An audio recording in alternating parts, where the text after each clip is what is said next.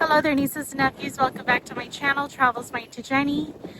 Today we're going to find out who's cutting the cheese.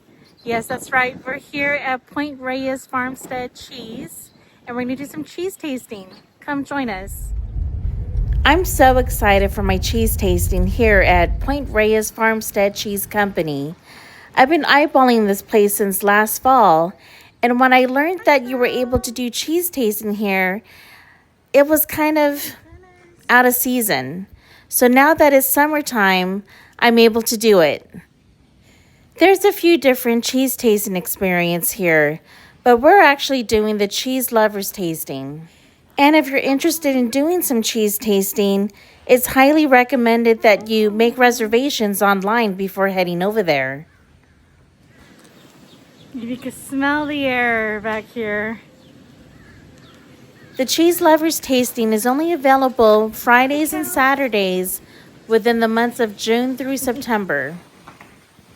For this experience, it's only $45 per person, but with tax and booking fees, it ends up being $51.41. So beautiful.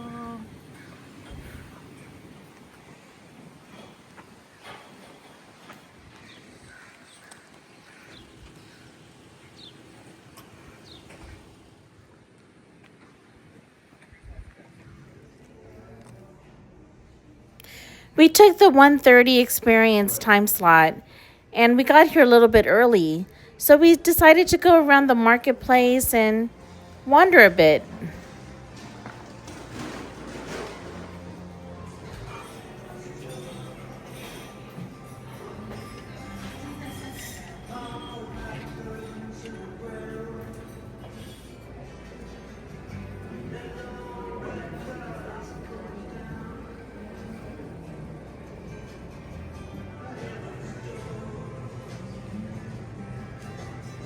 They even have a little sample table that you could try the cheese before purchasing it. Check it out. I'm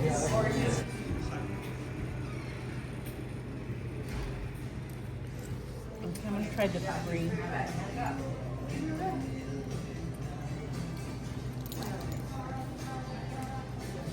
How's it? Good? Now what's this one? Gouda is Gouda.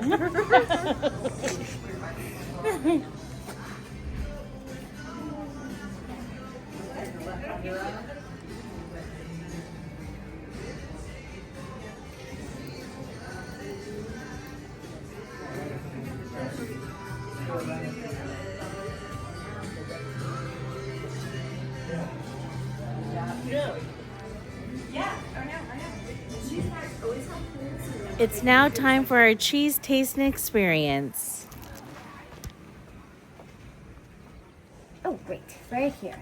Come with me and we'll get you to your table. Just off the 30, is it 36? Yes. Yeah. Great. Comfortable. Hello there, nieces and nephews. Welcome back to my channel. I have my two twinsy friends here with me, Lee and Nisa, and we're about to do some cheese tasting here at Point Reyes Farmstead Cheese. Come join us and let's cut the cheese.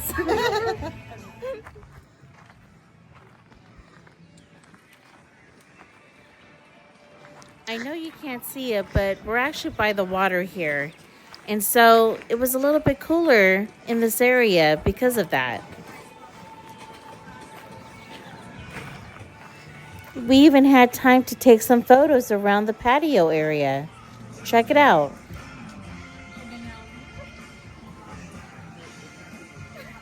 Awesome.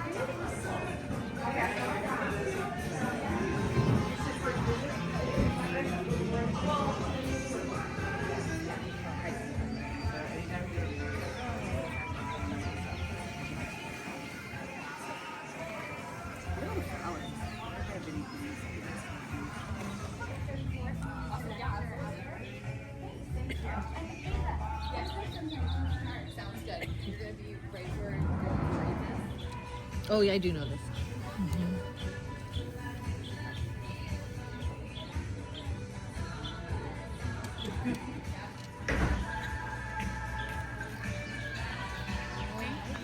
This is my first 2 cheese spiels of the afternoon. So starting with our spreads, we have our pimento spread, our original blue date spread, and our Toma Provence with cranberries. They're all delicious. The pimento is by far my favorite. It's so good. It's made with our Toma Rashi cheese, which you can find on your tasting notes. Okay. And then our 2 soft cheeses we have for you are our Quinta, which is this one right here in the dish. Okay. It's a similar vibe to a brie. It's wrapped in a harder rind of spruce bark when it's made, and then it's soaked in a tea of bay leaves. So it has kind of a mushroomy flavor. It's really good. Is that edible, the rind? It is. I would recommend just dipping your crackers into that one though, because it's a much harder rind than a typical brie. So yeah, I would dip your crackers into this one, and then this is our truffle brie, which is made with black summer truffles that we import from a family that we partner with in Italy. That one is, the rind is totally edible and not terrible to eat, like enjoyable to eat. But it doesn't have a super like intense truffle flavor, but really good if you are a truffle fan. Where is he?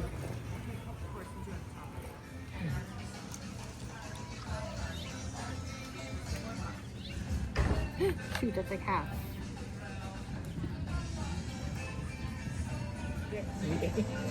This blue cheese would be really good on a cheeseburger.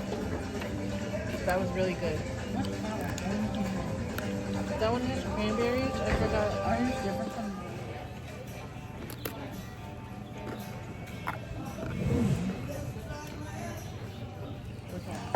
Perfect. Okay, this is my second cheese spiel. Your tasting notes are in order of your cheeses if you want to know more about them or if I miss anything. If you go counterclockwise, starting with this one, the Toma, they're in order from there.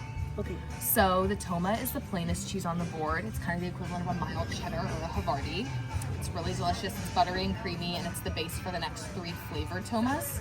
So the next one, these cubes right here, are Toma truffle. It's made with those same truffles that you guys tried or will try in that truffle brie. And then our Toma Provence has herbs from Provence, except for the lavender, so it's rosemary, thyme, and I marjoram. swear I tasted in there. That's Do what you? I thought there was some in there, but then when I read what was in it, I was like, oh, there's no lavender in it. People find lavender to sometimes be soapy, so they took it out. But it used to have it in there. And then the next one is our Toma Rashi. It has a Japanese spice blend. It's kind of like a pepper jack, but not really.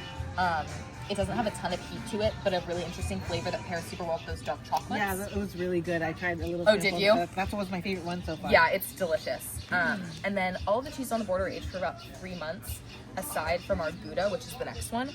It's aged for about 13 months. It's my favorite on the board. Yeah, that was good. Because it's aged for so much longer, that's why you get those crystallized I love proteins. that in cheese. Yeah, because it's so salty and delicious. But that's because it's aged for a lot longer. Also pairs really well with the dark chocolates. And then, are you guys blue cheese fans? Yeah. Oh, yeah. Awesome. We have 3 blues for you to try. First is our Bay Blue. It is a Stilton style blue cheese. It's the mildest of the 3. The Bay Blue and the Fennel Blue are the same base cheese. And then the Fennel Blue has fennel seeds in it, so it's a lot sweeter and it's stronger. And then the last cheese on the board is the Original Blue. It's our flagship cheese, so it's what we started making when we became a company. And it's Which the one? strongest blue on the board, the last one. Okay. Pairs really well with the figs. Thank Let me know if you guys you. need anything else. Say cheese. That's a good one, Jenny.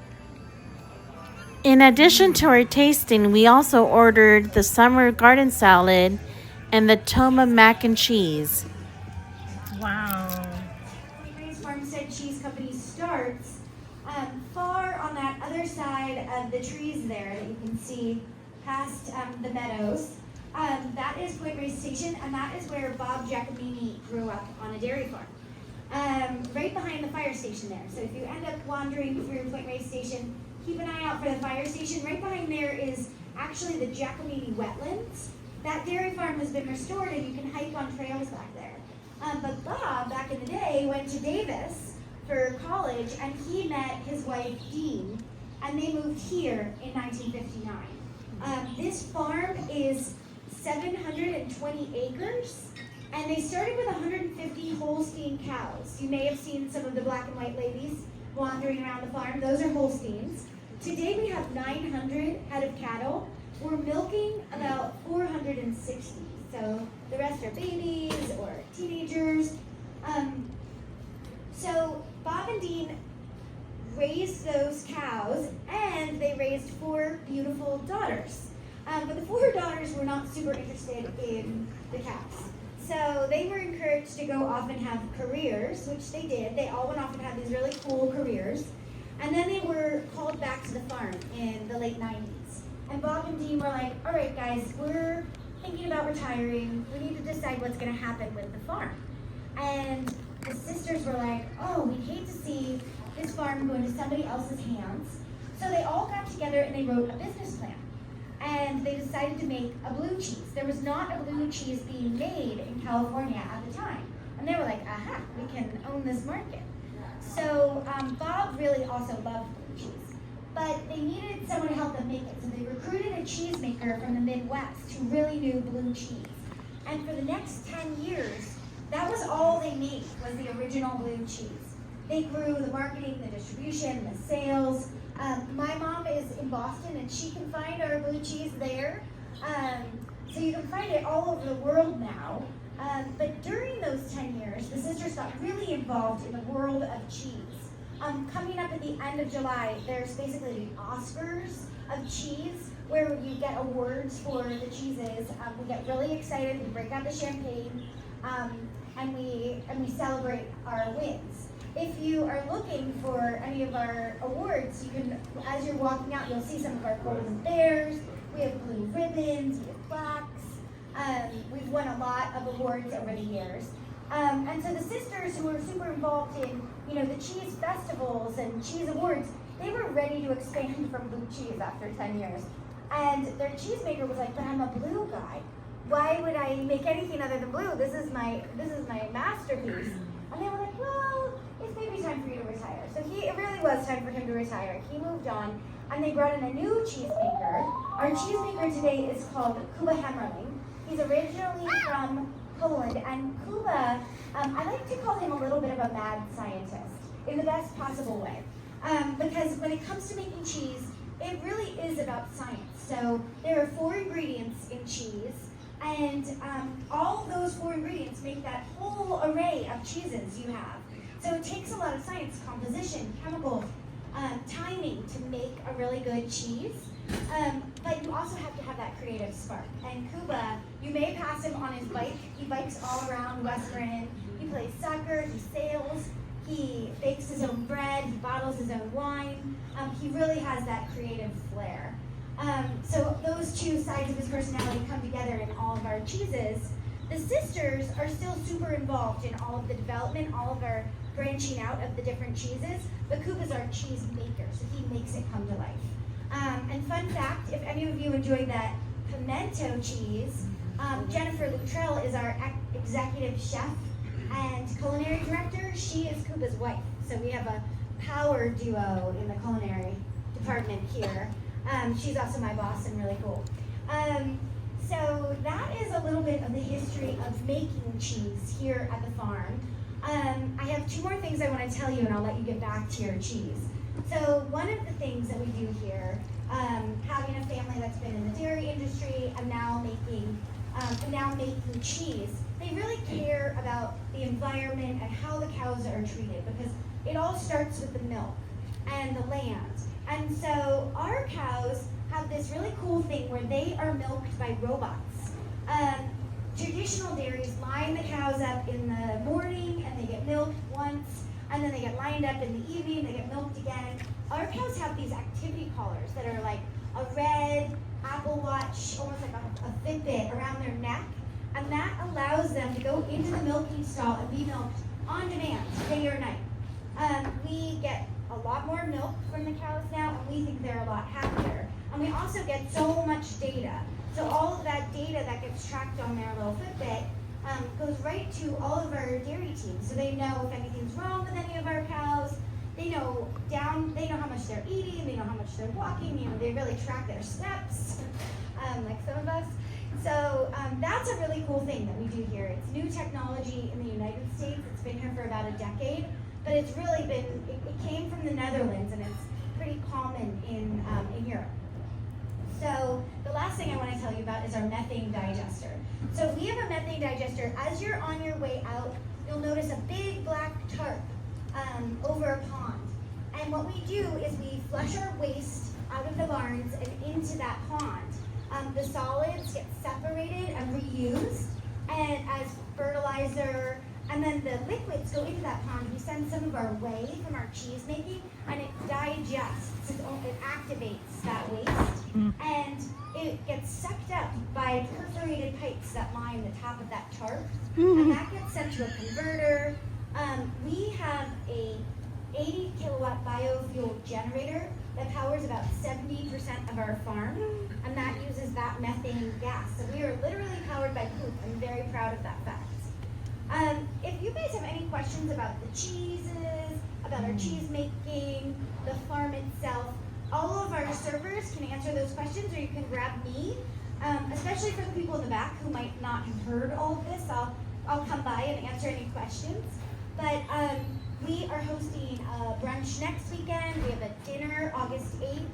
We have these tastings all through the summer, so tell your friends, bring your friends out here. We're so grateful you guys are celebrating 4th with us. Happy 4th of July, and enjoy your weekend. And your cheese. All right, Leah, how did you like your experience here?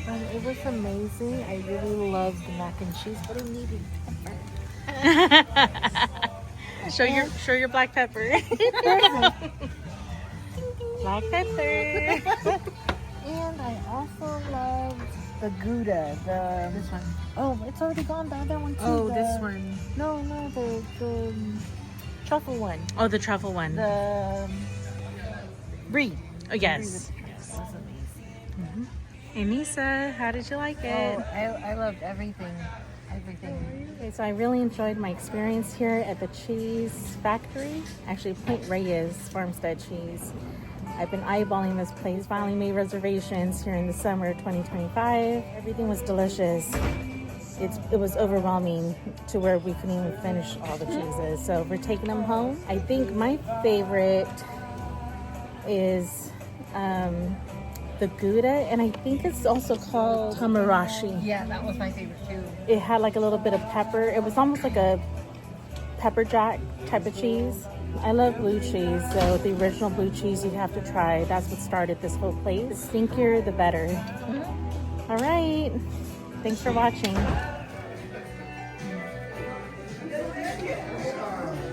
Cheese cares.